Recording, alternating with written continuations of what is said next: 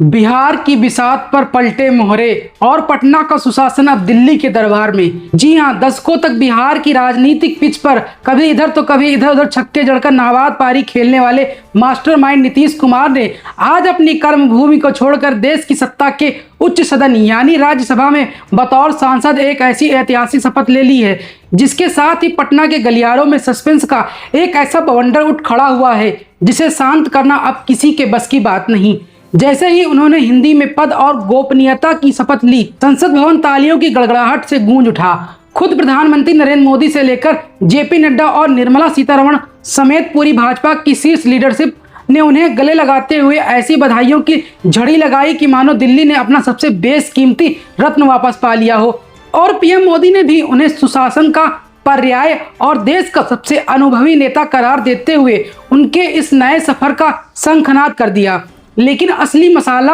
और ड्रामा तो अब उस बिहार में उबल रहा है जहां हर पान की गुमटी से लेकर विधानसभा की कैंटीन तक सिर्फ एक ही सवाल तूफान मचा रहा है। अब सिंहासन खाली करो के बाद बिहार के मुख्यमंत्री की उस जादुई कुर्सी पर कौन बैठेगा? क्या दिल्ली में हो रही भाजपा की हाई लेवल सीक्रेट मीटिंग से कोई नया तुरुक का इक्का निकल कर आएगा, या फिर एनडीए के भीतर किसी गुप्त समझौते के तहत कोई ऐसा चौंकाने वाला नाम सामने आएगा जो रातों रात सबके होश उड़ा दे? 2 दशकों के एक पूरे युग का अंत महज एक शपथ ग्रहण नहीं बल्कि एक बिहार की राजनीति का वो ब्लॉकबस्टर क्लाइमैक्स है जिसने गेम ऑफ थ्रोन्स के भी सारे सस्पेंस फीके कर दिए। और अब पूरे देश की नजरें इस बात पर टिकी हैं कि नीतीश के दिल्ली शिफ्ट होने के बाद पटना के इस सियासी महासंग्राम में ताज किसके से सजेगा, क्योंकि राजनीति के इस थिएटर में असली पिक्चर तो अभी बाकी है मेरे दोस्त।